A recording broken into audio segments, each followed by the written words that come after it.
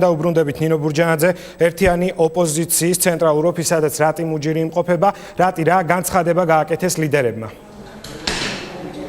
სულ ცოტა ხნის წინ გია კობახიძემ გააკეთა განცხადება და მან მოუწოდა საკუთარ ამომრჩეველს, რომ სიმშვიდე შეინარჩუნონ რეალდონ ცენტრალური საარჩევნო კომისიის შედეგებს. მისი განცხადებით, მათი ინფორმაციით, საქართველოს მასშტაბით უბნების უმრავლესობაზე სწორედ ბურჯანაძე ერთიანი ოპოზიციის კანდიდატები იმარჯვებენ და სწორედ ამიტომ მან განაცხადა, რომ საბოლოო შედეგში ცენტრალური საარჩევნო კომისიის მიერ გამოქვეყნებულში ეს შედეგები არ იქნება, ან უკიდურეს შემთხვევაში არ იქნება მეორე ტური, კოალიცია ჩათვლის, რომ არჩევნები არის გაყალბებული და ისინი არაპირებენ ამასთან შეგუებას და აპირებენ რომ იმოქმედონ, თუმცა მათ არ დაუკონკრეტებიათ რას აპირებენ, რადგან ისინი აცხადებენ, რომ დაელოდებიან ცენტრალური საარჩევნო კომისიის შედეგებს.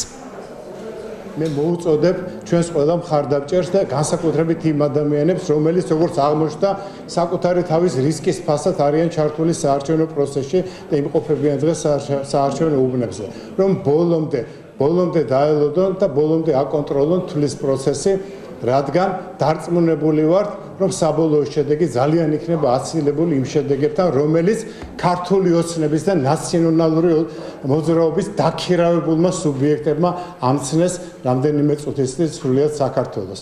კიდევ ერთხელ ვიმეორებ, ასე ქართული ოცნება შორს ვერ წავა. ჩვენ დაველოდებით შედეგების დათვლას უბნებზე. ჯერჯერობით ამ პროცესს ვერ მოვწყდებით ვერანაირად. ძალიან ბევრი ადამიანია ჩართული ამ პროცესში.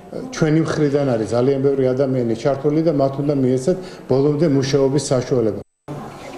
ასეთი იყო ბურჯანაძე ერთიანი ოპოზიციის პოზიცია. შეგახსენებთ, რომ ისინი ელოდებიან ცენტრალური საარჩევნო კომისიის მიერ შედეგების გამოქვეყნებას და მათი მოლოდინია, რომ კოალიცია იმარჯვებს, ან უკიდურეს შემთხვევაში ნიშნება მეორე ტური. დიდი მადლობა, ეს რატი მუჯირი იყო, რომელიც ერთიანი ოპოზიციის ოფისიდან გვერდებოდა ღია ეთერში.